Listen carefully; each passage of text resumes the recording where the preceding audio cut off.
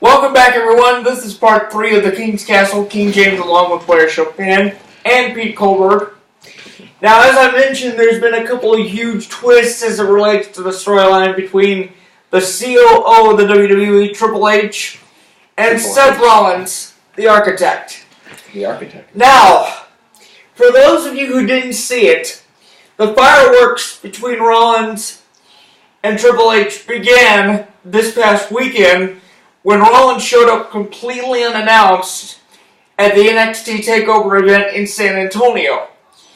At which time, he infiltrated the ring and called out Triple H, only to be escorted out by security. So then, the next night we get word that he'd been banned from the Royal Rumble. He'd been banned from the Alamo Dome. So then we get to Raw Monday night. Stephanie McMahon promises to address his actions. And Rollins came out of the gate. He said, "I'm not going to stop till I get my hands on your husband, until even if I have to come to your house," or things like that. So then Stephanie proceeded to tell Rollins that Triple H was not going to be at Raw, but then she later reversed it and said she lied. Triple H was on his way to the building, and he would be there tonight, and he was coming for Seth. So then Triple H comes out there, cuts one of the craziest heel promos I think I've ever heard in my life. One of the what promos? One of the craziest promos I've ever heard. When he basically came out there and accused Rollins of being a crybaby, saying that he really didn't fight for anything he wanted anymore, and he just handed the WWE Championship back to the Authority without question when he was injured. So, in Triple H's words, that made Rollins useless. So then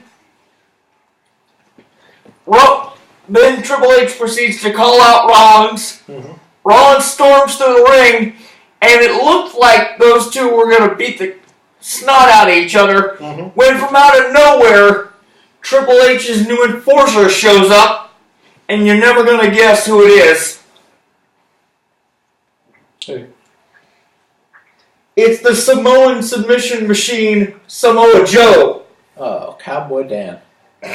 Samoa Joe debuted on Monday Night Raw, beat the snot out of Rollins, so bad, in fact, to the point where Rollins has re-injured that knee, so he may not be able to compete at WrestleMania. And my question to you guys is this. There was a storyline where the original plan was a storyline where Rollins would face Joe at Fastlane in March, and then go on to face Triple H at WrestleMania. But now, there's talk that Samoa Joe may be getting ready to turn babyface and turn against Triple H, which would lead to a match between those two. What do you guys think of that? Well, I think if Rollins can't actually compete, that's kind of a strange match for me. Like, if you if you want to push Samoa Joe, aka Cowboy Dan, if you want to push Cowboy Dan over the top. By the way, where did you come up with Cowboy Dan? Because I haven't heard that. I don't know, I'm just making that up. Cowboy Dan, if you want to give him a push with Triple H, I think you do that at a pay-per-view that isn't WrestleMania. I think if you put Triple H in a match at WrestleMania, it's like a legacy match with like The Undertaker or somebody. Yeah. Well, that might be a good... I don't think the WrestleMania is a time to push people. Well... You know what I'm saying? That might make for... Well, it is a time for the regime of superstars to put everything they have on the line because it's the biggest show of the year. So why wouldn't you push for one of the mainframe guys to take on one of the new guys? Especially... Because I just think that goes against WrestleMania tradition a little bit. Well... You put legacy guys against legacy guys. Well, normally I would agree with you in that sense, but in this case, I have to say that I think you're wrong. And I'll tell you why. I'm not surprised you said that after everything I said. Wrong. Because as far as Samoa Joe is concerned, I could say the Lord rested on the seventh day, and you would say wrong. As far as Samoa Joe is concerned, however, he's already built a legacy, if you will, because of his time in Impact Wrestling and Ring of Honor. Because for those of you that don't know, Samoa Joe actually went undefeated for 18 months during his time in Impact Wrestling. So, but who's to say that he couldn't hang with a guy like Triple H? Oh, I'm not saying he couldn't hang with them. I mean, I'm sure, and that it wouldn't make for a good match. And I'm sure it'd be a great match. I'm just saying I don't think it's a WrestleMania match. And I also think there's a difference between having a TNA legacy and having a WWE legacy. Well, you might be onto something there, but only time will tell. Like, you could be Eric Zucchini in the TNA. I just made that name up. And you could win 18 titles. I thought maybe you just wanted zucchini. And you could win 18 titles in 18 months and whatever. But, like, once you get to the WWE, you kind of got to earn the respect of the WWE. It's kind of like going from the minor leagues to the major leagues. To the big leagues, right? You got to start totally over. And maybe at the bottom of the tunnel. Well, we talked about that before with guys like AJ Styles and Eric Young. But you got to say, in a short time, they have earned the respect of the WWE audience because... Oh, definitely. But what I'm saying is, if you're a champion in TNA and you're undefeated, it really doesn't mean anything going into the WWE. That's true, and it is probably like a clean slate. Pete, do you agree? I do. And I was sitting here thinking, we were talking in the last segment about the next opponent for Lesnar. Yeah. They could set it up for a Samoa Joe Lesnar. That would be an interesting matchup. Possibly. That would be interesting, I think. That is very true. That would be very interesting. I think they need to set up Lesnar with, who's the new big guy that they're pushing? Braun Strowman? Vladimir Putin or whatever. I think you need to have like the two giants match with him and Lesnar. Really? And then they could both have managers since they both supposedly can't speak. Who talk for him? Yeah. Well, and they could just be like, Brock want hurt, bro Strowman. Strowman want hurt, Brock. Okay, then who would be Strowman? It could be the first speak match. Easy. Who would be Strowman? Easy. Strowman may be a monster, but he's not a jungle guy. And who would Strowman's manager? This is my best match idea since the loser leaves Washington match with Mitch McConnell and Donald Trump.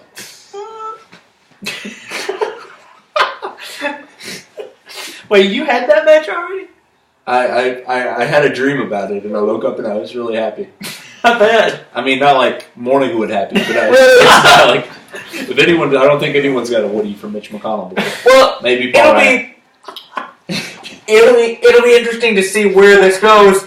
And before we go to break, I need to get you guys' opinion on something. Because apparently there's been a lot of speculation going around the internet that like speculation on the market. People say Raw nowadays is slightly too long. And as a result, Mr. McMahon is unhappy with the way the Cruiserweight division is being played out. Oh, yeah. They said they might exit out. So therefore, they say 205 Live is safe, but they think the Cruiserweights are going to be exiled from Raw completely.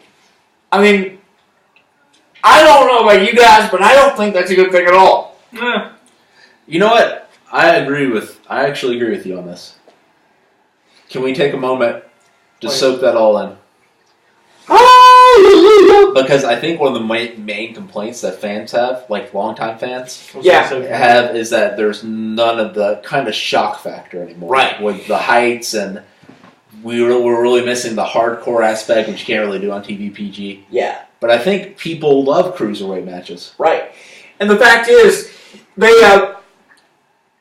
it was stated via the internet that nowadays, a lot of the Cruiserweight matches are being downgraded to 5 minutes or less, at least the ones we've seen on Raw. So that being said, 205 Live is safe, but I don't really think it'd be a good thing for the Cruiserweights to leave Raw, especially since the Cruiserweight division was only recently just reestablished. Right.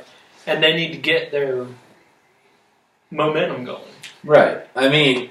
And it would be good to have another champion or championship on Raw. I understand where Vince is coming from to a certain extent because he has so many superstars now.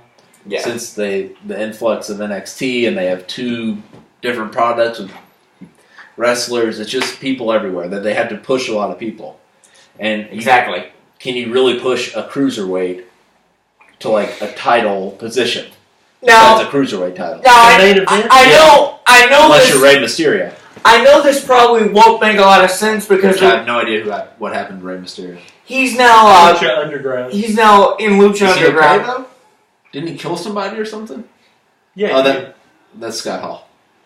Well, actually, he did accidentally kill another wrestler in the ring I thought that happened. when he was going for Stole one a of those salsa or moves. something. But anyway, That was racist. I'm sorry. I don't know. People Mexican food. I don't know if this is going to work because of the draft lottery that went down this past summer or anything like that. Oh, they have a But- lottery for the draft? Well, Like the NBA? And NFL. well, yeah. The NFL doesn't. But have a lottery. anyway, when the thing Like the lottery is where they If pull you- the balls out. if you wanted to save the The cruiser, balls with the team's logo on. if The you- NFL just goes in the order of worst record. Sorry, James. but if you wanted to save the cruiserweight division, like I said, 205 Live was safe. But in addition to that, don't you think it makes more sense to kind of divide the cruiserweights between the two shows? I do. Because that way they could share responsibility and the champion could be on both shows. Why don't you just have it on a separate show? Because If you want to keep covering every niche possible, have it as a separate show on the network, like an hour-long show. possibly, Get more subscribers. Like that UK champion. Yeah. That would be good to have Yeah, why on not? one of the shows. yeah. See, this is why they need me in their meetings. By the way, Tyler Bates made his NXT debut successfully against Tony Lorcan I this also want past to be Wednesday. in Linda McMahon's cabinets meeting so I Wrong. can pitch the loser leaves Washington match. You just want to talk to her because you think she's nice, and I don't blame you. I mean, I What? don't know if she's nice. Is she nice? She's one of the classiest ladies to ever run a company I've heard of in my life. James, you have no idea about that. Okay. Well, this is the follow-up question then. What other ladies have you heard of running companies? Who's the girl who runs Cinnamons? What?